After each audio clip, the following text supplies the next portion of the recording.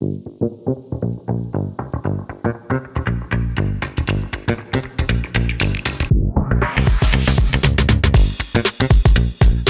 au Polysécure, épisode sur les humains.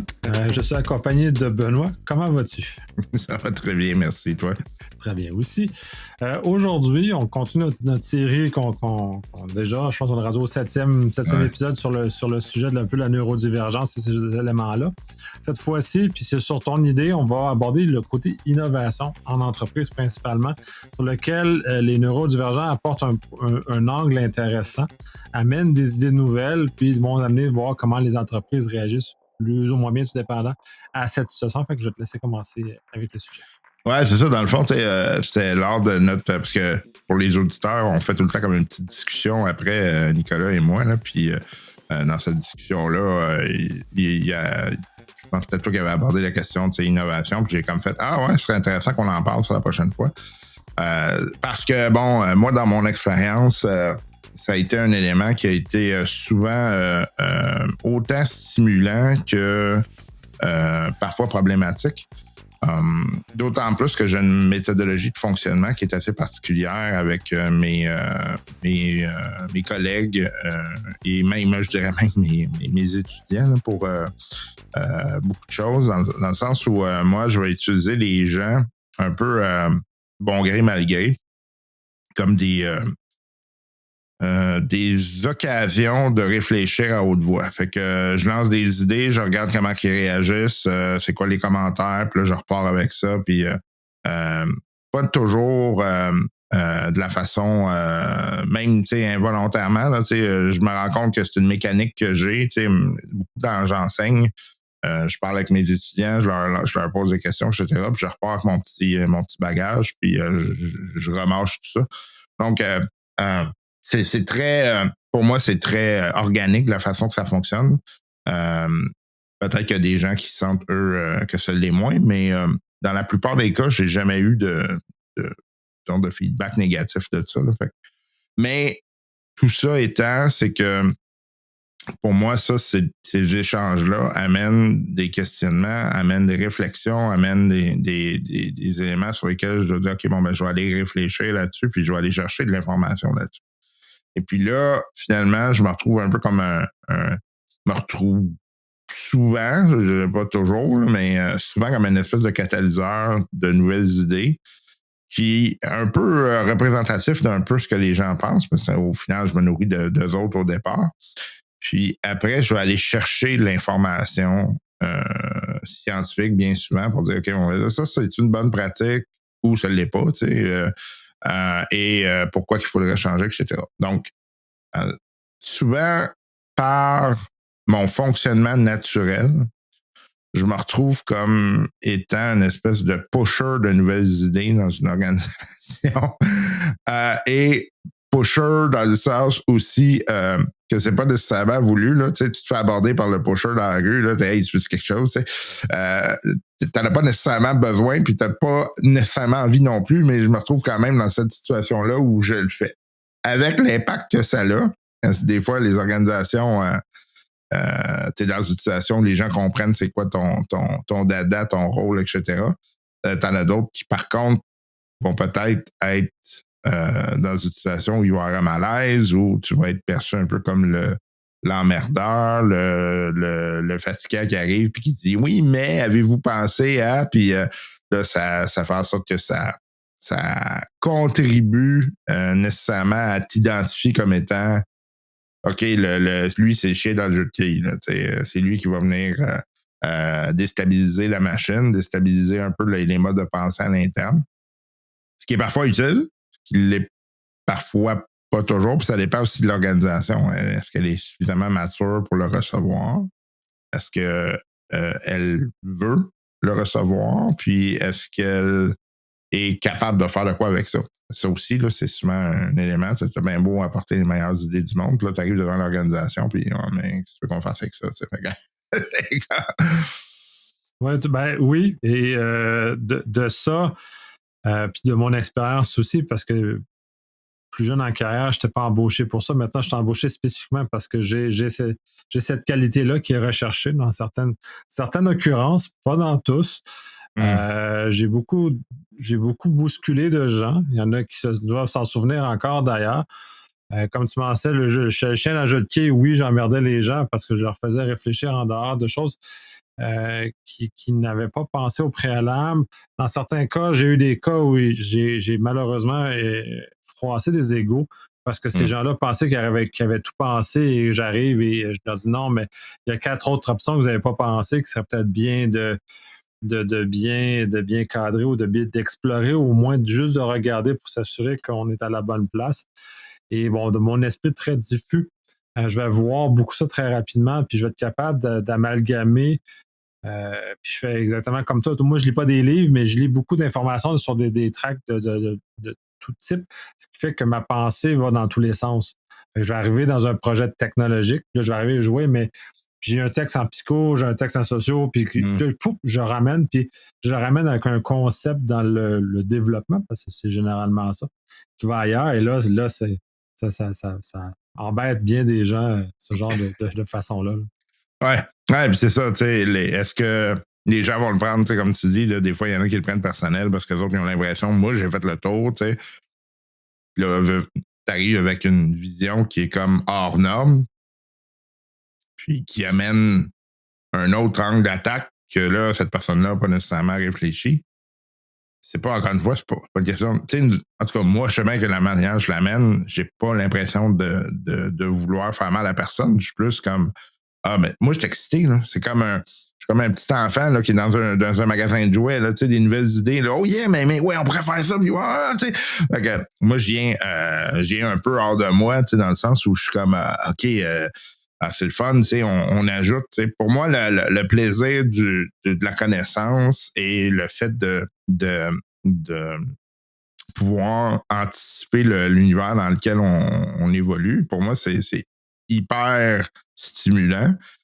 Mais, tu sais, il y en a que pour eux, tu sais, ça va être plus une indication que tu as mal fait ton travail ou que, tu sais, alors que c'est pas ça du tout l'intention, tu sais. Puis, souvent, ça amène aussi un peu une frustration dans le sens où tu es en train d'empêcher quelqu'un de shiner. Puis, tu sais, souvent, les gens dans les organisations, ils veulent à un moment donné essayer de se faire voir un peu en se disant, regarde, je suis capable d'avoir des bonnes idées, je suis capable d'être créatif, etc. Puis toi, tu es en mode, mais là, je rajoute.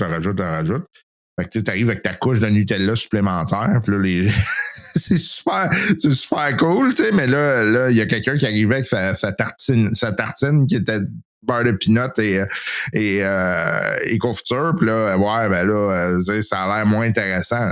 Alors que c'est pas ça du tout l'intention, mais c'est là que parfois, là, ça va accrocher. Surtout si vous êtes à l'intérieur d'une organisation, puis que vous devenez comme une espèce on va dire, de puits à idées, là, ça va créer parfois là, certaines tensions là, qui peuvent naître parce que là, il y a des gens là, au sein de l'organisation qui disent mais tu sais, de toute façon, peu importe, là, ça va aller dans ce boîte-là, entre guillemets, là, parce que tu sais, à un moment donné, tu deviens comme une espèce de boîte à suggestions, puis là, tu ressors avec une nouvelle idée. Puis, tu sais, ça sert à rien qu'on avance de quoi. Alors que c'est en tout cas, moi, ma propre démarche, elle est basée sur le fait que justement, les gens avancent les choses. Fait que c'est comme ça que moi, je construis ma vision du monde. Ouais, ben brasser des idées, puis c'est sur ça. Puis ça, pour revenir un peu sur les lectures que tu partages sur LinkedIn notamment, où moi je lis plus des blogs et sur des choses divers, mais qui revient sensiblement au même objectif, c'est de pouvoir prendre channeler toutes ces choses-là, puis en arriver à quelque chose. Puis j'aime beaucoup remixer des choses qui ne sont en aucun lien, normalement liées en apparence, mais peuvent être liées dans une façon que les gens n'ont pas vue. C'est un peu là où ma contribution se fait, mais pendant que tu parlais, j'ai eu un flash où j'ai 2 personnes, il n'y a pas si longtemps que ça, qui ont été froissées par des observations que j'avais faites sur des documents, des choses comme ça. Puis en leur disant, ouais, ben, t'as-tu pensé à regarder ces éléments-là? As-tu pensé ces éléments-là? Puis un peu. Puis j'en ai même usé, je suis pas con à temps plein. Littéralement, ça l'a froissé à ce point-là, dans son ego. Mais en même temps, cet individu-là, il a un énorme ego et il n'est pas capable d'ouvrir et d'accepter ce genre de choses-là. Fait qu'en même temps, C'est un double défi parce qu'il faut communiquer pour éviter de froisser, mais des fois, il y a des gens qui, naturellement, sont plus facilement froissables que d'autres aussi. Fait que naviguer là-dedans est quelque peu difficile, puis de faire émerger les bonnes choses, parce que l'objectif, en tout cas pour moi, c'est de faire prier l'organisation. Puis même en ce sens-là, même moi, je cherche pas à me mettre de l'avant. Tu parlais de me mettre de l'avant. Moi, je fais pas ça. Puis des fois, les gens ont l'impression que je les empêche de se mettre de l'avant.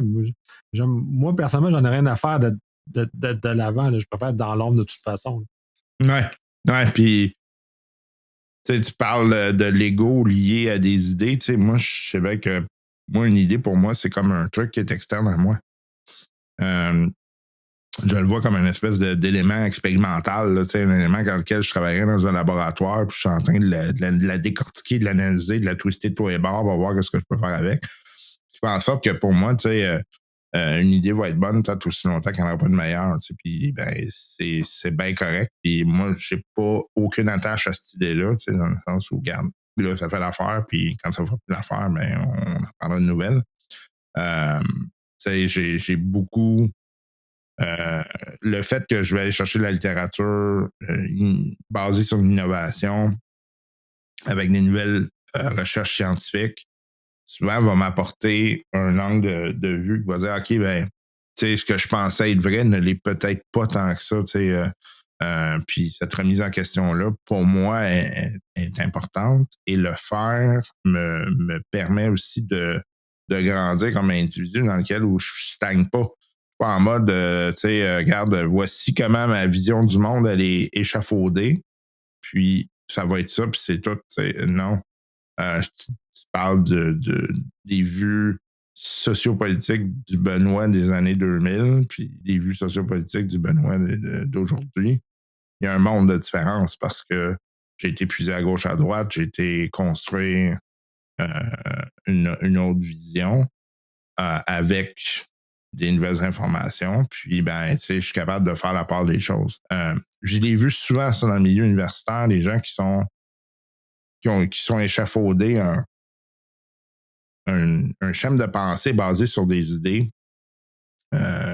Puis ils tiennent ça comme une espèce de dogme. Au niveau théorique, notamment, j'ai vu des gens, que genre, ça, c'est la théorie qui existe, c'est la meilleure. Ça, c'est moi. Mais tu sais, à un moment donné, là, une théorie, c'est un coffre à outils. Là, ça se peut que ta théorie ne fonctionne pas partout, puis que des fois, ça vaut peut-être la peine d'en utiliser une autre parce qu'elle va t'expliquer peut-être le monde un peu plus intelligemment. Ouais, quand ça devient dogmatique, là, c'est un peu problématique. Oui, puis j'aime bien la façon dont tu l'as présenté parce que, puis ça, en études, en psychologie notamment, on le voit, ne pas mélanger son ego, donc soi, avec l'idée qui est émergée. Fait que quand les deux viennent ensemble, puis comme tu le mentionnes, là, ça devient problématique parce que si l'idée, elle est bousculée, ben là, c'est l'ego qui est bousculé. Quand dans les faits, moi, mes idées sont rien en lien avec mon ego. Mon être personnel est une chose. Les idées qui émergent de ça en sont un autre.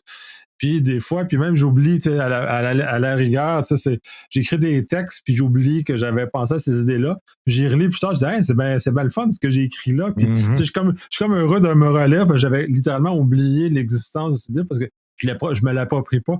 Elle est éphémère. Puis c'est d'ailleurs, ça donne certains problèmes parce que des fois que je parle avec des gens, puis là, j'ai des bonnes idées qui émergent. Je me dis, oui, peux-tu répéter? Ben moi, l'idée est partie.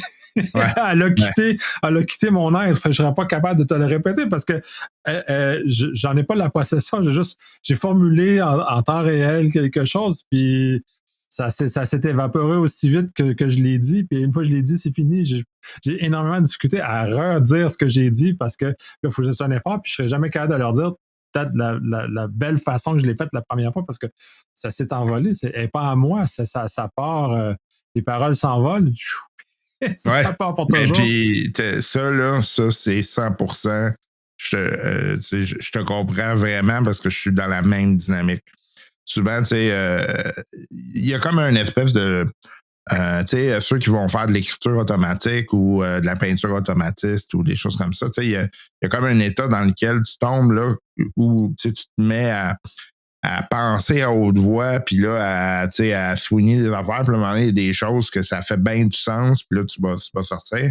Mais moi, je suis comme dans un état second dans ce cas-là, là, qui font en sorte que je réfléchis pas à ce que je dis, c'est juste comme le cerveau qui est capable d'aller lui-même dire des choses. Puis là, OK, ouais, j'ai dit, ça faisait du sens, OK. Mais, tu sais, le remarcher de la manière que je viens de le faire, je serais peut-être pas capable. Oui, c'est ça, c'est composé en temps réel et après, ben, comme ça rentre jamais dans ma mémoire, comme c'est pas une mémoire que j'exprime, c'est vraiment une composition au sens pur. Ben, cette composition-là, elle devient unique et donc elle, elle disparaît Ouais. de mon esprit aussi vite parce qu'elle n'est pas dans ma mémoire. Et vraiment, j'ai juste crunché sur ma mémoire, puis c'est ça que ça a sorti au moment X, basé sur mes connaissances. Puis ça ramène le fait que on évolue, puis moi aussi, dans le même schéma où le moi d'il y a 20 ans n'est pas le moi de maintenant. Mes opinions, que peu importe le domaine, ont changé. Mes connaissances ont changé et ce que je suis capable d'analyser. Fait que je ne serais pas capable de faire le même genre d'analyse en temps réel comme je fais maintenant que je faisais il y a 10, 15 ou 20 ans. N'en donnerait pas les mêmes résultats parce que le contenu absorbé, mes grilles d'analyse ont évolué, les choses, tout a continué à évoluer. Fait que ce qui fait que je suis capable de propulser des idées nouvelles et justement d'innover constamment. Puis moi aussi, des fois, je me prends même par surprise parce que des fois, je compose des affaires comme ça ou j'essaie d'écrire en même temps ou de l'enregistrer maintenant. Quand j'ai pris l'habitude, j'ai eu une bonne idée, puis je l'écris tout de suite Ouais. parce que sinon, elle est perdue pour toujours, puis je ne serais jamais capable de la retrouver comme elle l'était à ce moment-là. Donc, mais ça évolue parce que, puis c'est bien comme ça aussi. Là. Je lisais des textes des fois, je relis de mes textes que je vois, c'est bien bon. Des fois, je relis de mes textes, je fais comme, pas tant bon que ça. Là. Ouais, exact. Puis tu sais, tu parles justement quand on discute de l'innovation, d'échafauder des nouvelles idées en fonction des connaissances qu'on va chercher. Tu sais. Moi, là, au final, c'est quoi? Mettons, 4 sciences que j'explore. Là, tu sais. C'est-à-dire que j'ai été en économie, j'ai été en sciences politiques, relations internationales, en criminologie. Et puis là, tu sais, je suis en sciences du management. Donc, ça fait 4 sciences que j'explore. Autour de ça, je me suis amusé à aller explorer d'autres choses. Tu sais, je suis un gros friand de lecture sur la physique quantique, tu sais, ce qui m'amène à avoir une espèce d'approche à ce que Edgar Morin appelait la vraie science, là, entre guillemets. Là. Edgar Morin, dans son livre Introduction à la complexité, lui, ce qu'il disait, grosso modo, la science va se trouver aux jonctions entre les sciences. C'est-à-dire que les gens, les gens qui sont en mode je suis un spécialiste, échappent un paquet d'affaires qui pourraient les aider à avancer dans leur propre cheminement, mais qui se trouvent dans d'autres sciences puis qui sont concomitantes. T'sais. Fait que lui, c'est comme un peu l'histoire de la je veux dire, la passoire. C'est-à-dire que si tu bloques pas les trous qui se trouvent autour d'où tu te situes, ben t'échappes plein d'affaires. Fait que il dit, dans le fond, Edgar Morin, c'est important d'aller explorer autour, pas juste devenir un hyper spécialiste. Dans le fond, l'innovation est là. C'est d'être capable d'aller fusionner des choses puis d'aller chercher des éléments d'innovation qui se trouvent ailleurs. Ouais, absolument. Puis c'est pour ça que ça revient que les gens qui font beaucoup plus d'innovation, là, on prend nos exemples personnels, c'est sûr que c'est plus facile, justement parce qu'on explore comme ça, mais dans mon entourage, c'est aussi des gens qui ont des parcours de cette nature-là, qui sont curieux de plusieurs choses, qui regardent tout, qui font des liens entre différents types de sciences ou de connaissances ou de choses comme ça. Puis des fois, les grandes avancées en sciences même sont souvent la conjoncture de deux sciences ensemble. Quelqu'un qui était spécialiste qui était connaissant dans les deux a réussi à ramener le meilleur des deux pour innover une nouvelle science des fois ou réussir à améliorer l'état de l'art dans une des sciences pour justement explorer davantage de choses. Pour moi, c'est fondamental, là, mais ça ne l'est peut-être pas pour tout le monde. Ouais, c'est ça. Puis je comprends aussi la vaste majorité des gens. C'est pas leur dada, là, puis c'est bien correct. Là, moi, tu m'amènes dans dans une exposition sur les principes de physique quantique, puis sur ou la découverte des premiers êtres humains, là, puis les approches en anthropologie, je vais triper, là, je vais être surexcité, mais la vaste majorité des gens, c'est comment, c'est cool, une, euh, euh, une exposition, puis je vais apprendre 2, 3 trucs, puis ça va être ça. Là. L'approche n'est pas la même, de fait, justement, parce que on a des cerveaux qui se nourrissent à l'innovation, là. Fait que, on a des cerveaux qui se nourrissent, en fait, à la nouveauté, ce qui engendre cette innovation-là. Fait que nécessairement, comme on est tout le temps en train de puiser quelque chose dans le nouveau, rapidement, on veut essayer d'aller chercher ces nouvelles connaissances-là pour apporter une nouvelle vision du monde, puis la remarcher tout le temps, puis être capable de finalement faire grandir les gens autour de nous. Moi, au final, je peux jamais. Parce que je peux jamais pointer une fois où j'ai utilisé des idées dans le sens de OK, je vais te démolir. Pour moi, encore une fois, l'idée, c'est quelque chose qui vit d'elle-même. Fait que c'est juste hey, ça, t'as-tu vu que ça existe? C'est un peu le même principe que l'explorateur. T'sais. Hey, regarde, il y a de la terre là-bas. Hey, regarde, là c'est un gros lac. T'sais. Fait que c'est un peu la logique dans laquelle je fonctionne. Puis on retourne au niveau organisationnel, c'est pas évident de mettre ça en place. C'est pas évident de faire fonctionner ça puis de faire vivre ça. Puis surtout dans une logique où on est très axé sur la ROI. Là. C'est quoi la ROI de ça? Là? C'est pas évident à justifier, mettons. Là. Ouais, c'est pas tout le monde qui voit la valeur qui est apportée par ça. En plus des gens qui leur ego est un peu plus fragile que les autres et justement qui vont se retrouver être froissés par ces éléments-là. Mais je regarde, je reviens là au moment où on enregistre, je reviens d'un 10 jours dans un pays assez lointain, avec des cultures et une langue, avec des choses qui sont excessivement différentes de la mienne, et à quel même l'anglais est une langue qui est accessoire pour eux autres, donc ça devient d'autant plus difficile de réussir à établir une communication avec ces gens-là.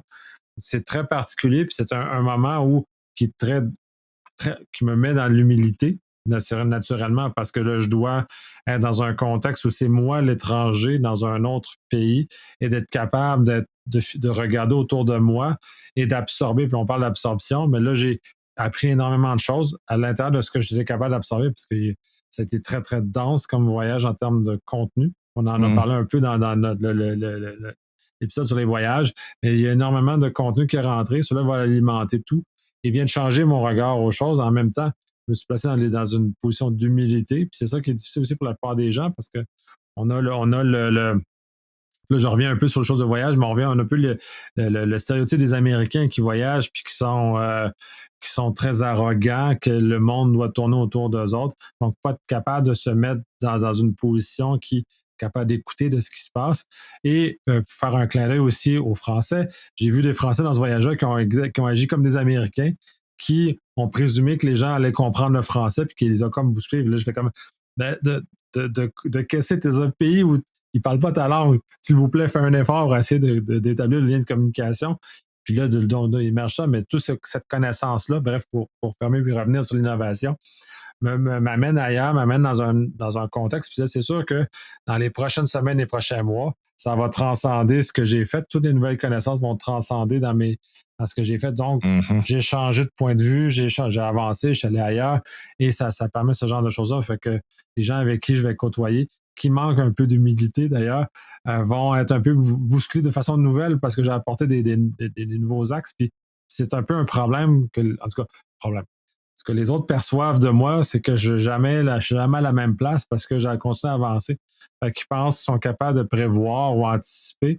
Mais la réalité, c'est non, je ne suis pas anticipable de cette façon-là parce que mon regard innovation continue à évoluer avec l'état de ma connaissance, de quoi je m'abreuve et de quoi je vois. Puis même dans mes voyages, je continue encore à avancer. Fait que j'arrive avec plein de nouvelles idées, plein de nouvelles façons, plein de choses très, très, très différentes qui vont enrichir ce qu'on appelle l'innovation. Là.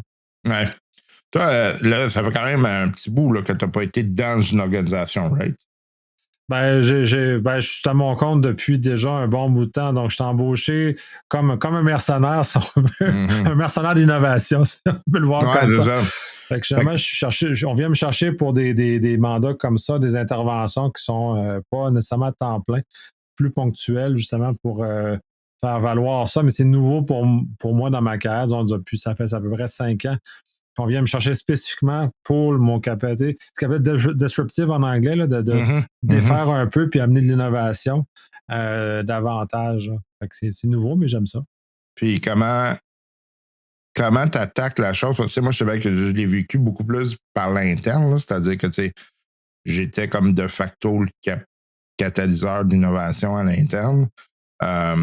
Mais toi, quand tu arrives de l'externe, comment tu vas l'aborder? Parce que moi, de l'interne, bon, c'est sûr que ça crée toutes sortes de frustration, puis même de tension à l'interne. Fait que, faut que faut que j'ai quand même faut que je dose, faut que je fasse relativement attention à la manière dont c'est apporté. Tu veux pas, c'est comme un élément très politique là, quand tu rentres dans les organisations. Fait que toi, d'un point de vue, quand tu arrives de l'externe, est-ce que tu sens que tu as les mêmes éléments qui sont là? Ou? J'ai pas tout à fait les mêmes éléments parce que je n'ai pas. Puis la façon que j'agis aussi ne laisse pas penser que j'essaie de capitaliser ou de me faire valoir parce que mon mandat est jamais déterminé dans des périodes. Donc, à ce moment-là, où j'ai des missions très définies ou différents éléments. Donc, on m'utilise sur certains dossiers, pas tous. Donc, je suis pas je suis pas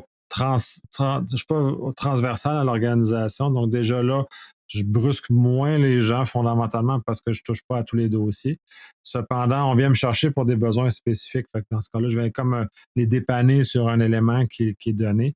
Plus j'avance, plus ça devient comme ça aussi, plus on m'utilise dans cette perspective-là. Et on est toujours dans des contextes de règles d'engagement. Hum, C'est-à-dire que mon client, généralement le gestionnaire qui m'embauche, ben, me paramètre, me définit mon carré de sable. Et de là, c'est plus facile de dire de pas être une menace pour les autres, parce que c'est un peu comme ça que tu l'expliques.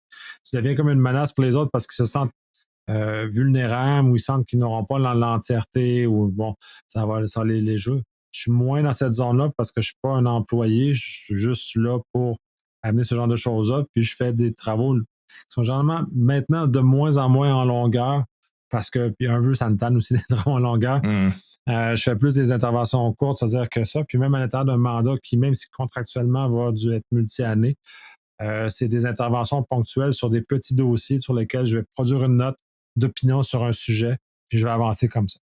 Fait que c'est beaucoup plus facile d'éviter les conflits, mais c'est encore présent parce que les cas où j'ai mentionné que un qui m'a dit qu'il n'était pas con à temps plein, c'est arrivé dans un cas assez récent qui, malheureusement, j'ai juste pointé des choses qu'il avait oublié de regarder dans son analyse. Ouais, peux-tu regarder ces affaires-là? Parce que je pense que ça va favoriser l'adoption du dossier parce que, bon, une logique en dessous qui n'était pas pour, comme tu dis, pas pour le détruire, mais c'était fait pour que le dossier aille mieux.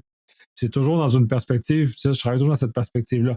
Bon, ça dépend toujours de la personne vis-à-vis. Celle personne-là qui s'est trouvée un peu froissée, elle avait un ego surdimensionné en pensant elle avait tout vu par elle-même. Puis ça, c'est hum, un peu, ça, c'est de la folie de penser qu'on voit tout par mhm, juste de ça. Puis moi, ça fait plus longtemps que je me suis rendu compte que mon regard est très étroit et devient très focusé quand que j'ai à intervenir.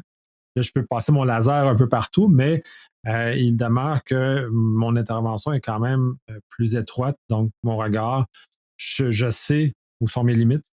Puis, je sais que ça me prend du temps, ça va me prendre un peu de méditation, de course ou avant d'arriver à un regard complet et que ça allait brasser dans ma tête suffisamment longtemps. Là, comme un bon vin, finalement, il faut que ça allait mûrir un peu avant mhm. d'être capable d'avoir une intervention. Fait que c'est rare qu'à chaud, mais même encore là, je dis à chaud, je vais lancer des affaires comme ça parce que je suis capable de catalyser tout ce qui est présent aussi. Merci. Ouais. Ouais. Ouais, puis tu sais, veux pas tu sais, moi, un des éléments sur lesquels je planche beaucoup, c'est ma capacité de lire l'environnement, puis de lire l'environnement autant interne qu'externe rapidement. Fait que pour moi, ça, non seulement rapidement, mais aussi en continu, là, je suis capable de lire. Fait que ça, cet élément-là, quand on parle d'innovation, vient m'aider beaucoup parce que tu es capable de voir, OK, bon, c'est quoi les forces et faiblesses sur lesquelles on pourrait plancher. Puis, ce qui est curieux, c'est que souvent, moi, ça va avoir accroché avec des gens qui n'auront jamais même lu leur environnement. Fait que t'as des gens qui vont dire, ah, mais oui, mais là, c'est pas réalisable. C'est pas réalisable. Pourquoi? Puis là, là, Ouais, ça revient souvent à ça, au pourquoi. Puis moi, c'est la première question que je me pose. C'est quand je regarde un système, puis là, je l'ai fait parce que je suis dans un pays étranger, fait que j'en ai une expérience pendant 10 jours de vraiment juste ça. Regarder pourquoi le système n'est pas comme je suis habitué. Regarder le système, comprendre la logique qui est en arrière. Puis quand je ne comprends pas, ben, je pose la question, mais pourquoi c'est fait comme ça? Parce qu'il y a toujours une raison pourquoi c'est fait comme ça. Même si c'est pas optimal, même si dans ma tête, ça marche pas, puis je suis pas capable de rattacher les fils, mais je vais chercher cette raison-là. J'essaie de pas être agressant, ça, mais parce que tu le mentionnes bien. Des fois, quand tu poses le pourquoi, quand c'est mal formulé, les gens vont se sentir attaqués, quand dans les faits, c'est pas une remise en question, mais c'est vraiment de comprendre la situation, le contexte dans lequel on est.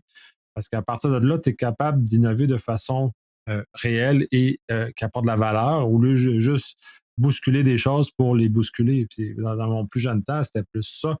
Je bousculais pour bousculer. Là, je bouscule pour apporter de la valeur. Fait que ça l'amène aussi, c'est un changement de paradigme aussi. Puis j'imagine que c'est un peu les cheveux blancs un peu ont amené cet axe-là, puis de comprendre aussi à un moment donné que le plaisir, c'est pas juste de bousculer. Le plaisir, c'est que ça amène de la valeur, que ça continue, puis que les gens grandissent. Puis l'effort, une des choses que je travaille, là, lire l'environnement, je le fais aussi, mais c'est d'aider les gens à grandir dans l'expérience. D'aider les gens à aller plus loin, puis les amener, puis de ça. De mon rôle de consultant, je suis beaucoup plus dans cette perspective-là où je dois transférer ma connaissance à des gens de l'organisation pour qu'ils le reprennent et qu'on puisse continuer à le faire avancer après. Ça c'est pas nécessairement facile parce que l'innovation, ça ne s'enseigne pas. Non. Et c'est très difficile. Comme lire son environnement, ça ne s'enseigne pas. Comme réfléchir en système, semblerait que ça s'enseigne, mais c'est pas nécessairement évident l'expliquer aux gens. J'ai été confronté justement à ça pour réfléchir en système, ou les couches d'abstraction aussi, qui est une autre notion qui est très propre à notre domaine notamment, dans lequel j'ai enseigné à des étudiants de maîtrise. Puis j'ai présumé qu'il y avait ces notions-là de réfléchir en système puis réfléchir en couche d'abstraction. Puis clairement, c'est une notion qui est acquise et non innée. Donc, j'ai dû, mais je voyais un peu dans leurs yeux, un peu le regard un peu perdu du chevreuil devant les phares, puis ne comprenaient pas, même avec des explications, puis tout, c'est loin d'être inné, donc c'est plus difficile. Donc, l'innovation aussi, à mon sens, tu es capable d'éveiller des choses qui existent, mais c'est difficile d'amener des choses qui n'existent pas chez ces personnes-là. Et encore, on revient, je répète, c'est pas vous ne l'avez pas, vous n'êtes pas de mauvaise personne. On a des profils différents. Chaque chose est utile. C'est juste que des fois, il ne faut pas chercher dans des zones dans lesquelles on n'est pas bon. Puis je ne suis pas bon dans plusieurs zones, notamment. Je suis un très mauvais marathonien, je suis un très bon sprinter. Ben, c'est ça, c'est qu'à un moment donné, moi, je sais que, par exemple, souvent, j'ai eu toutes sortes de surnoms là, durant ma carrière. Il y en a plusieurs qui m'ont appelé longtemps le Dr. House. C'est-à-dire que, en plus, quand j'étais plus jeune, j'étais beaucoup plus abrasif. Donc, j'avais un peu cette réputation-là de être cynique, être cinglant, puis mais arriver, puis le gars, il a raison. Là, fait que ça a été longtemps mon surnom, mais aussi, beaucoup souvent, on appelle le prof ou le théoricien, ou c'est-à-dire que je vis dans une zone qui n'est pas nécessairement très opérationnelle, on va dire ça comme ça. Puis c'est un problème, pour moi, c'est-à-dire que moi, il faut que je fasse un effort d'aller dans le niveau opérationnel, tandis que, comme tu dis, tu m'amènes dans le niveau d'abstraction qui va être l'endroit où on va être capable de générer l'innovation. Ben, pour moi, c'est du naturel, ça. Mais c'est pas parce que c'est naturel que c'est toujours utile, effectivement. Est-ce qu'on va arriver dans des situations où là, il faut gérer une opération? je vais capable de le faire, mais je ne serai pas nécessairement, un, dans ma zone de confort, deux, tu sais, je n'aurai pas nécessairement de fun, puis trois, je serai probablement pas le meilleur. Fait qu'à un moment donné, il faut juste savoir bien s'entourer et être capable de savoir où on va apporter de la valeur pour l'organisation. Oui, absolument. Puis c'est très intéressant parce que puis j'aime ça que Dr. House. J'ai été surnommé de plusieurs façons aussi. Là. J'ai un peu de façon un peu moins élégante que ça. Fait que je vais taire ces choses-là. Mais j'ai dérangé des gens, je veux dire, à maintes reprises parce que quand on me met sur un dossier, c'est sûr que je vais m'arranger qu'il fonctionne le plus vite possible, le mieux possible. Et dans certaines organisations, ça l'a froissé des gens parce que eux n'avaient pas le même approche que la mienne, donc étaient moins axés sur les résultats dans ce contexte-là. Donc, ils étaient plus dans un contexte méditatif pour prendre la bonne décision, quand lequel moi, on me dit, t'as un vélo, va le plus vite possible. J'ai embarqué sur mon vélo puis je suis parti à toute vitesse. Ça l'a un peu froissé les gens qui étaient là, puis ça les a malheureusement, puis c'était pas l'objectif, parce que puis eux-mêmes luttaient contre le support que je peux leur donner, puis c'est ça qui est arrivé, puis c'est devenu une décision de gestion. Un gestionnaire qui faisait ça, là, il s'est choqué que l'équipe qui était en place ne livrait pas dans les délais. Ils m'ont mis sur le dossier. Bon, à ce moment-là, c'est quand tu parlais de comment c'est gérer les organisations, mais des fois, les gestionnaires qui me mettent sur les dossiers, puis je les avertis, là, je sais, parce que de mon expérience, je sais quand ça va créer le chaos quand je vais intervenir. Les résultats pour l'organisation vont être là, mais les résultats ne sont pas là de façon humaine. Donc là, il faut faire attention. Puis je fais beaucoup, beaucoup, beaucoup d'avertissements maintenant. Dis ça, si on aborde ce chemin-là, les gens vont être pas très heureux parce que j'amène un regard différent. Je bouscule des fois des années, des dizaines d'années de façons de faire qui sont plus appropriées. Qui ont le besoin d'être modernisés. Donc, on est un peu dans ce contexte-là, mais autant que je peux, j'essaie d'éviter de soulever des émotions, mais des fois, selon l'émission que j'ai, on me demande de soulever des émotions, puis dans ce temps-là, je soulève les dites émotions. Mais j'aime pas, je sais pas, c'est pas une zone de très grand confort quand il y a de l'émotion qui est générée dans mon travail. J'aime pas beaucoup ça. Là, je m'en éloigne beaucoup. Là. Ouais. Ouais, puis encore une fois, ça aussi, tu sais, c'est correct. Je veux dire, il y a des gens qui. Avec moi, à un moment donné, j'ai eu certaines tensions dans un de mes emplois précédents. Puis je dis, ça, c'est un job pour un psychologue industriel. Là, je connais mes limites. Là, que ça, c'était clairement pas un truc qui aurait dû être réglé par des je vais dire, pas péjorativement, là, simple gestionnaire. C'est-à-dire que ça aurait pris une couche de quelqu'un qui a une approche autre que l'approche de gestion standard. Là, et un des éléments aussi par rapport à l'innovation que j'ai trouvé difficile, c'est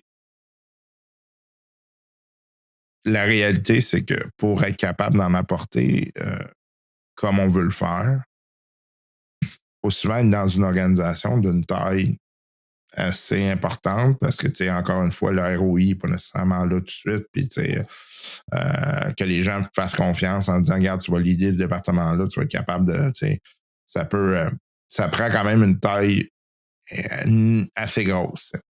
De l'autre côté, c'est que la mise en place des idées qui en émergent dans les entreprises qui sont assez grosses prend du temps. C'est difficile, ça va faire bouger, puis là, tu perds en agilité. Fait que t'es pris dans cette dynamique-là où, si je veux être capable d'en faire, il faut que je sois dans un système qui ne me permettra pas d'en faire ou qui va ralentir ta capacité à en faire, on va dire ça. Fait que là, tu vas faire beaucoup plus de travail au niveau politique pour t'attacher aux bonnes personnes qui vont être capables de faire avancer le système de manière assez véloce pour avoir l'impression d'avancer. Mais encore là, tout ça va devenir extrêmement complexe assez rapidement là, dans une organisation qui va être d'une taille assez significative, là, on va dire ça comme ça. Fait que c'est un peu un catch-22 là, où tu veux être semi-heureux d'un côté ou tu veux être semi-heureux de l'autre. C'est-à-dire que tu vas arriver dans une petite organisation, tu n'auras probablement pas les moyens d'en faire tant que ça, puis d'être dans ce mode de réflexion-là. Ce que tu vas pouvoir amener, par contre, ben, ça risque de rentrer assez vite si ça passe. Fait que, puis tu vas voir les résultats, tu vas voir les fruits de ce que tu vas ramener. Tandis que, dans des grosses organisations, tu vas peut-être plancher sur des affaires, puis ça va dormir pendant des années, puis ça va se mettre en place. Faut que tu n'es plus là. Oui, absolument d'accord. Puis j'ai des expériences en ce sens qui confirment un peu ces éléments-là. J'avais une organisation dans laquelle j'avais fait beaucoup d'innovations, j'avais fait avancer les choses énormément rapidement. Malgré la résistance d'un certain nombre de personnes, puis en plus, à un moment donné, je me suis retiré de cette organisation-là, de justement l'innovation, où ce qui était me demander d'innover était terminé. Et en l'espace de, je pense, c'est 2 ans, il était revenu à 80% de ce qu'il était avant. Donc, fait que j'ai eu le plaisir d'innovation pendant que j'étais là. Cependant, l'organisation n'a pas été capable d'absorber 100% de l'innovation que j'ai apportée, n'a absorbé que 20% de l'innovation. Ça, je peux mettre en retour d'expérience, c'est on était trop vite, on n'avait pas de gens de gestion de changement qui accompagnaient. Les changements n'ont pas été correctement véhiculés aux personnes et que les changements là, ont eu lieu sur leur vie. Donc, dès lors, on n'a pas été capable de leur permettre d'absorber au moins 80% du changement. Puis, bon, s'il y a 20% qui n'est pas absorbé, c'est pas si grave. Mais là, c'est vraiment 80% du changement qui n'a pas été absorbé. Donc, c'est un peu une perte sèche pour l'organisation, malheureusement, parce qu'ils sont comme retournés un peu en arrière, puis ils recommencent à avancer avec ces choses-là. Moi, j'ai appris là-dessus que même si on me demande, je, je mets mes avertissements. Là, sachez que si on innove dans cette vitesse-là, ce que je suis capable de faire, puis ce que j'aime beaucoup faire, parce que j'ai du brillant dans mes yeux dans ce temps-là, ben ça va arriver, mais mettez quelqu'un de gestion de changement pour être capable d'aider les gens à absorber, que ce soit les gens en technologie ou les utilisateurs finaux. Il faut que ces deux-ci soient accompagnés justement pour que le changement puisse être absorbé, donc qui tire le bénéfice de ce changement-là, puis que l'organisation, justement, améliore, gagne à cette type d'innovation-là pour peu importe l'objectif de la dite innovation. Là. Ah, puis tu vois, la gestion de changement, moi, c'est une des raisons pourquoi j'ai été étudié en gestion. C'était pour être capable d'avoir cette compréhension-là de c'est quoi cet univers-là, pour avoir des discussions intelligentes avec les personnes qui vont s'en occuper. Vraiment expliquer ce que je vois comme impact potentiel de manière à ce que ces gens-là puissent planifier adéquatement ce qu'ils ont à faire, puis de bien cibler les endroits que je vois qu'il y a peut-être des pain points. Fait que cet élément-là est primordial. Puis je pense que effectivement, de bien le préparer, au moins tu arrives puis tu vas casser des œufs. Tu vas faire ton omelette, mais au moins il y a une attente au bout de dire ah ben on va avoir un bon lunch. Ouais, c'est une excellente omelette. Ouais, exact. C'est ça. C'est l'objectif aussi, mais c'est sûr que j'ai pas fait le travail en gestion de changement, puis personnellement, j'ai un certain désintérêt face à la gestion du changement. Et je le dis aussi, mettez quelqu'un qui va être là, parce que moi, c'est pas ma zone, c'est en dehors de ma zone, en dehors de mon intérêt aussi. En tout cas, présentement, j'ai pas de plaisir là-dedans, fait que je le ferai pas, mais en même temps, je me surprends parce que j'avais pas de plaisir il y a 10 ans, j'ai du plaisir maintenant, fait que ça peut changer peut-être dans 5 ans. Ouais. Je vais avoir un intérêt pour ce genre de choses-là, puis ça, c'est un peu l'axe Dr. House, un peu aussi, c'est un nouveau puzzle. Fait que là, je vais m'intéresser à ce nouveau puzzle-là, puis là, je vais devenir bon dans ce nouveau puzzle-là, jusqu'à temps que je me tanne puis que je change de sujet encore. Fait que je suis un peu dans ces différentes zones-là. J'aime jouer à maîtriser 20% du domaine, puis ensuite je change de domaine parce que j'ai plus de plaisir dans ce domaine-là, mais il demeure que ce 20%-là me permet de naviguer, d'innover, parce qu'on revient toujours à l'innovation. Ça s'accumule sur l'ensemble de mes connaissances, ça s'accumule sur tout l'ensemble, donc ce qui fait que j'innove différemment. J'innove mieux plus vieilli, plus vieux. T'as innové dans ton innovation, c'est bien. Ça demeure là. C'est ça aussi que en tout cas, moi, dans mon cas, ce que les gens ne se rendent pas compte, c'est quand j'apporte ces idées-là, c'est parce que quand je le verbalise, c'est parce que ça fait partie de ma discussion interne de toute façon. Et déjà là, moi, je me l'applique, ma discussion interne. Ça fait aussi partie de ce que je fais. Quand j'innove à l'extérieur, c'est parce que je l'ai fait à l'intérieur aussi. Fait que mon propre chemin est comme ça. Ma discussion interne, elle est très intense. Hein. Les gens qui sont très sensibles l'entendent. Ils entendent ça. Je pense que c'est ma soeur qui me l'avait dit parce qu'elle est sensible à ça. Elle dit, là, j'entends quand tu parles dans ta tête. Ça fait du bruit. Fait que les gens qui sont sensibles entendent pas le contenu, mais entendent que j'ai beaucoup de choses internes qui circulent et fait ça. Fait que ça demeure ma façon de faire. Donc, ce que j'applique à l'externe, ça a été appliqué à l'interne avant. Donc, j'innove sur moi-même, je teste des mêmes choses, j'explore des choses de la même façon que je vais le faire face au travail, faire ce genre de choses-là. Ce qui est magnifique en même temps, quand j'ai la chance de le faire au travail, c'est que j'utilise ce que je fais pour moi, je le partage avec d'autres choses dans un domaine, un champ de compétences ou de connaissances qui est spécifique après. Là. Et puis, c'est intéressant ce que tu disais, là, ton parcours de, je vois ça comme un puzzle, un peu. C'est un peu comme ça aussi je me sens, à bien des égards. Puis, c'est un des enjeux que j'ai, c'est que, j'ai été longtemps devant le puzzle sécurité. Là, j'en ai fait plus le tour qu'autrement. Puis là, en ce moment, je suis plus en mode, OK, c'est sûr que je vais toujours être identifié comme le gars qui fait de la sécurité. Je m'en sortirai pas. Mais oui, ça demeure un intérêt, mais maintenant, mes énergies sont beaucoup plus ailleurs, sont beaucoup plus dans d'autres domaines, beaucoup plus en management, par exemple, où là, je vais aller chercher des nouvelles sources d'informations, des nouvelles connaissances qui vont m'appuyer dans les activités de sécurité nécessairement, parce que là, j'agis beaucoup plus au niveau stratégique. Mon objectif, c'est d'ailleurs ça. Mais je suis moins maintenant, dans les dernières innovations de sécurité, j'y suis beaucoup moins. Là. Donc, je suis beaucoup moins un spécialiste, beaucoup plus avec le temps, en train de devenir un généraliste, disons, en techno, puis en transformation numérique, etc. Avec une veine sécurité, oui, je comprends les grands principes, puis, mais je suis moins dedans, parce que j'explore autour, là, finalement. Là.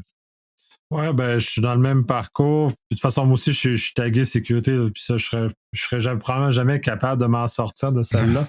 Celle-là, le tatou est assez bien visible et tout le monde est comme ça, mais réellement, je fais plus vraiment de travail qu'on pourrait qualifier de pure sécurité comme les gens s'imaginent. Là. Puis d'ailleurs, c'est un peu ça devient un peu embarrassant quand je me fais poser des questions sur des éléments de dernière technologie parce que je suis plus tout à fait dans la technologie, mais en même temps, comme les concepts demeurent toujours les mêmes, c'est là aussi l'autre aspect. Puis une fois que j'ai maîtrisé les concepts d'un domaine, je commence à m'y désintéresser pour le creuser. En cyber, ça fait longtemps que je maîtrise les concepts.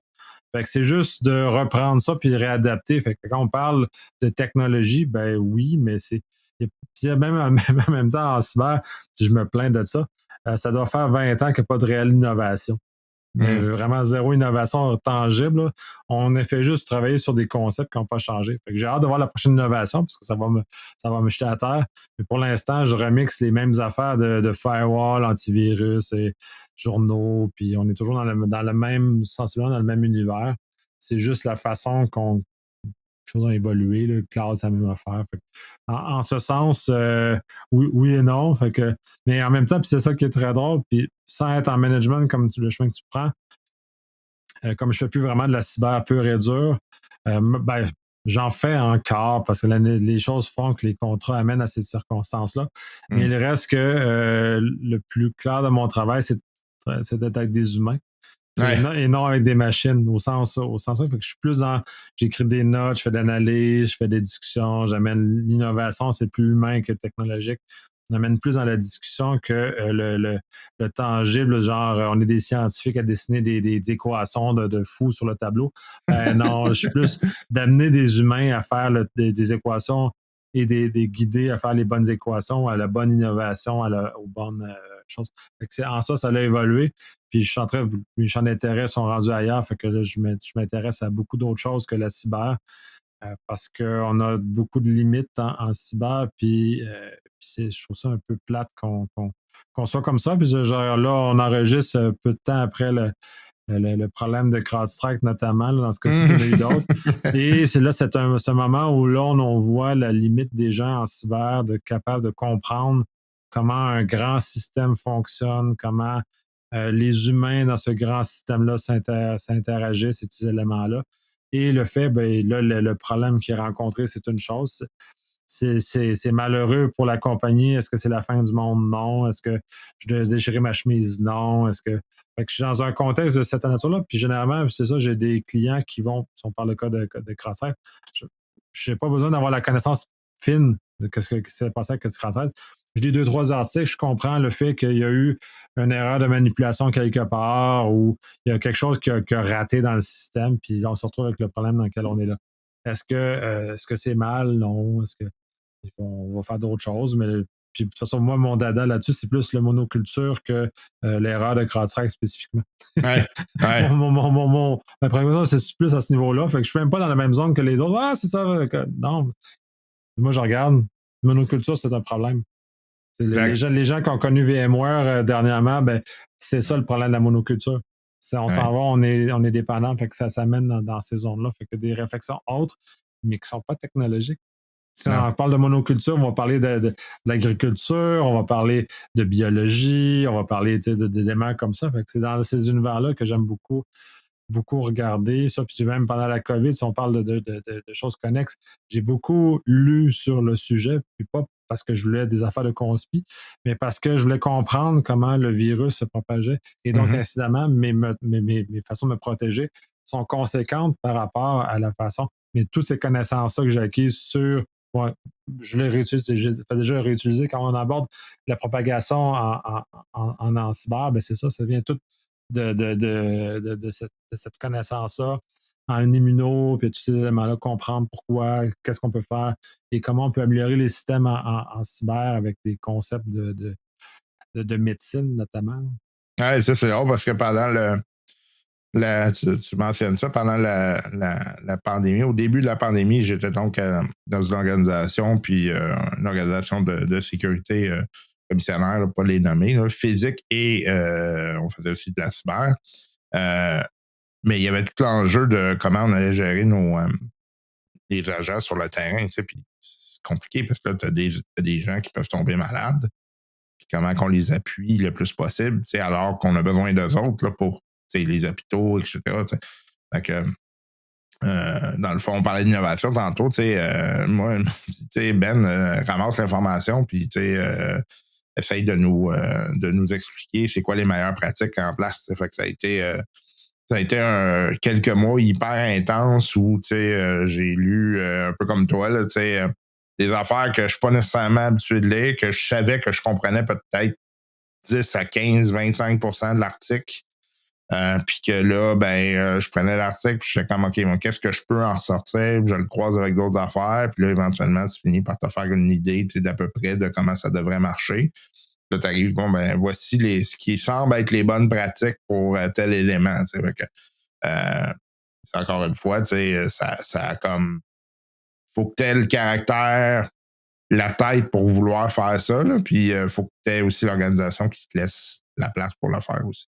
Dans ce cas-ci, ça a été hyper utile. C'était une demande en plus, puis c'est ce qui était intéressant ou peut-être plus difficile pour certains.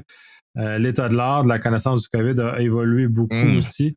Et ça a été, c'est ce que les gens qui ne sont pas curieux ont trouvé difficile parce que l'état de l'art au début n'était pas celui après 1 an, n'était pas après 2 ans. Donc, il a fallu amener la connaissance, changer la connaissance. Et donc, changer les pratiques en conséquence pour se protéger avec les nouvelles connaissances. Fait qu'il y a des choses comme laver son épicerie, c'était pas super utile. Fait que, mais en même temps, quand on ne le sait pas, on ne prend pas de chance, fait qu'on avance comme ça. Puis d'avancer avec ces choses-là, puis d'innover. Puis oui, c'est ce genre de travaux-là que j'aime beaucoup aussi, d'arriver avec des éléments qui me sortent de ma zone de confort énormément, C'est peut-être pour ça que j'ai lu autant sur la COVID, comment ça s'est fait. J'ai lu des papiers scientifiques qui analysaient les épidémiologies, tous les éléments comme ça, puis pourquoi il y a eu moins de grippe, puis toutes ces analyses-là, puis qu'est-ce qu'on peut en tirer. Puis après ça, ben, toutes ces connaissances-là, puis ça se perd pas après.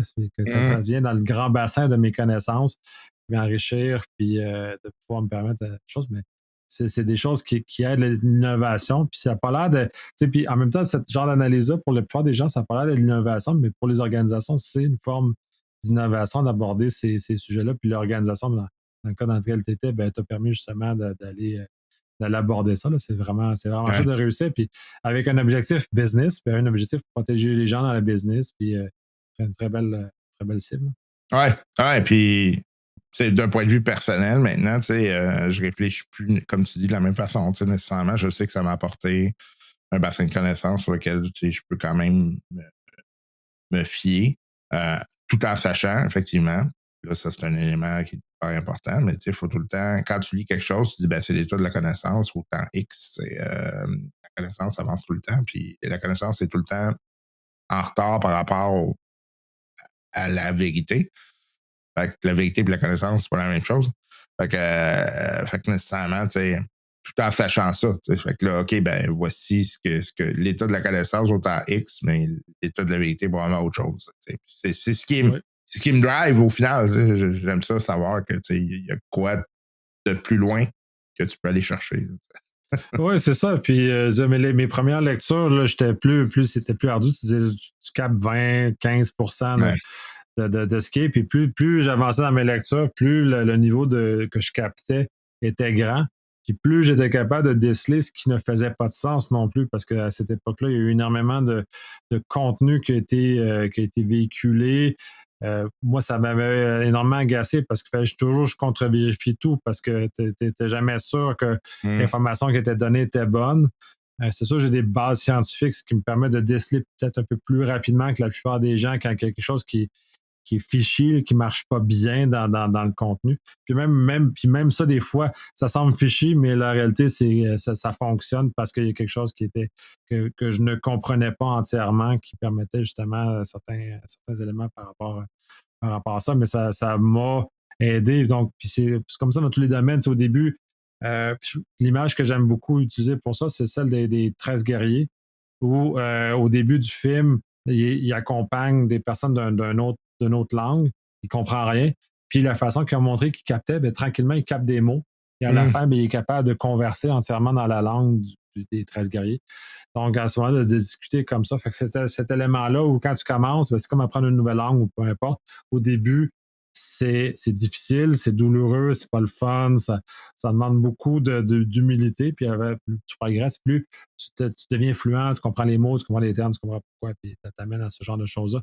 Mais qui amène aussi, puis on revient, si on revient à la boucle d'innovation, mais on en parlait, là, tu as fait 4 champs de sciences, mais tu as appris les vocabulaires dans 4, tu es capable de mixer maintenant les 4, puis d'arriver à quelque chose qui fait état ou qui est adapté à chacune des choses, d'être capable de choisir le bon outil pour faire le bon travail. Puis ça aussi, c'est pas facile, puis c'est limitrophe à l'innovation, mais quand même d'être capable de choisir le bon outil, ou le bon filtre, la bonne matrice d'analyse, ou peu importe ce qui est nécessaire. Là. Puis c'est pas tout le monde, puis tu parlais en académique qui vont utiliser un spécifique, mais la réalité, c'est beaucoup plus souple que ça. Si on prend un exemple dans lequel je suis présentement, ben là, je fais beaucoup plus d'analyse de risque ces temps-ci.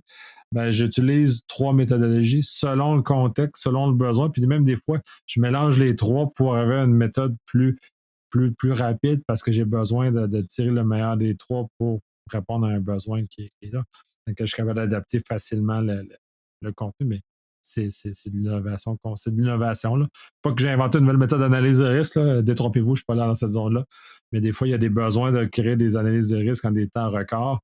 Donc, dans ces conditions-là, j'y vais selon des formalistes, puis là, je crunch un peu, je tords un peu les formalistes, où je les mélange ensemble pour avoir un résultat dit intéressant.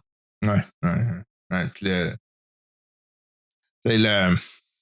Aussi, tu arrives à un point, là, à un moment donné, en termes de cueillette de connaissances, où tu as comme je veux dire, un point tournant, là, c'est-à-dire que tu sais que tu en connais suffisamment pour être capable de continuer à puiser dans le sujet. Puis tu comprends suffisamment pour dire, OK, regarde, si je veux pousser, je vais continuer à pousser. C'est un peu l'effet de Dunning-Kruger, là, c'est-à-dire que tu es suffisamment spécialiste pour comprendre qu'il y a du stock en masse. Tu pourrais continuer à le faire toute ta vie. T'sais. Puis qu'au final, tu connais pas grand-chose. Mais tu vois, moi, c'est là souvent que je commence à dire, bon, ben là, je vais aller explorer autre chose. Puis je peux y retourner. J'en connais suffisamment pour dire, regarde, je suis capable d'y retourner. Puis si j'ai vraiment de l'intérêt, je pourrais y retourner. Puis le fait que je vais aller visiter autre chose, peut-être que je vais trouver que finalement le gazon était plus intéressant où j'étais. Fait que je vais y retourner. Fait que c'est cette courbe-là, là, où quand tu arrives et tu as suffisamment de compréhension du vocabulaire, compréhension du domaine, etc., c'est là aussi souvent où je vais décrocher et je ne deviens pas un spécialiste. Ouais, ben je suis dans la même zone que toi, puis j'ai une forme de désintérêt. Je vais capter, ça va être très intense, en 2-3 mois très intense dans un vertical spécifique. Puis je vais m'y tanner, puis moi je dis je capte 20% du contenu du domaine. Je vais arrêter là de façon volontaire. Mais après ça, si j'ai des besoins d'aller là-dedans, je vais être capable de descendre. Sauf que quand je vais descendre dedans, je vais descendre beaucoup plus vite que les autres qui n'ont pas fait ce chemin-là avant. Puis je vais être capable ensuite de reprendre les différents éléments là, puis remixer selon les besoins, ramener parce que j'ai suffisamment, puis là, je suis capable d'aller chercher ce que j'ai de besoin dans ce domaine-là. Donc, j'ai comme une carte du domaine sans être spécialiste du domaine. Donc, c'est pas moi qui vais être le guide du domaine, mais je vais être capable avec une carte, de me débrouiller dans le domaine en question et être capable de maîtriser, parce que je maîtrise le vocabulaire, je maîtrise les concepts, je maîtrise des choses. Puis après, ben, c'est juste de creuser, d'aller plus loin, selon les besoins qui peuvent émerger. Là. Mais souvent, mon travail va m'amener dans certaines zones. D'autres fois, c'est un point de vue personnel qui va m'amener dans d'autres zones où je vais explorer des sujets là, bref, jusqu'à temps que j'atteigne une saturation du 20%. Ensuite, je passe au suivant. Pas parce que le sujet n'est pas intéressant, mais parce que ma capacité d'attention est limitée. Il faut se connaître aussi. Ouais. Et d'utiliser aussi ça. Puis ça, c'est un peu un défi quand on est plus jeune de reconnaître le fait que bon, mon intérêt est là. Puis je vais aller ailleurs. Puis en même temps, de l'autre côté, puis c'est un peu ce que tu disais, c'est tu peux passer une vie au complet dans un domaine, puis d'être un spécialiste, tout ça, puis de ne pas le connaître au complet aussi. C'est un peu la paix avec moi-même que j'ai faite un moment donné parce que la connaissance pour moi, c'est all you can eat. Là, j'essaie de me bouffer tout ce que je suis capable. Puis maintenant, on se rend compte qu'on a une limite. La limite du in est quand même assez importante. On n'est pas capable de pousser plus que tant de contenu dans notre tête comme ça. Donc, c'est un peu d'abandonner, de vouloir tout absorber d'un domaine, mais d'absorber jusqu'à un certain seuil, puis de dire, ben, OK, après ça, ben, j'abandonne. J'irai pas à moins d'avoir un intérêt spécifique ou un travail à faire, des choses là-dedans, j'irai jamais plus loin. Et d'abandonner, c'est un peu, il y a un peu de travail là-dessus que j'ai dû faire sur moi, là, un peu de tristesse d'abandonner toute cette connaissance-là, toutes ces choses-là, d'aller explorer. Que finalement, ben, je suis pas tout à fait comme ça, je me désintéresse, même puis d'être en paix avec le fait que j'arrête de creuser un domaine. Et je fais juste le suivre en périphérie, un peu, voir comment il se passe en lisant 2-3 papiers une fois de temps en temps pour maintenir quand même un peu à jour mes connaissances, mais sans aller plus loin. Accepter que c'est infini. C'est effectivement infini. On va clore là-dessus, ça fait 1 heure qu'on en parle. comme toujours, il y a toujours beaucoup de choses qui en ressortent. Merci énormément de ce partage-là. C'est toujours très cher parce que ça nous permet justement d'explorer des domaines qui sont un peu plus personnels. Puis je pense que la dernière fois, tu disais, c'est aussi un peu plus difficile parce on expose des choses qui sont personnelles à travers tout ça. Un peu qui on est, mais c'est vraiment très chouette ces partages-là. Moi, j'en sors énormément grandi. Je pense aussi que les gens apprécier énormément ce type de partage. Merci.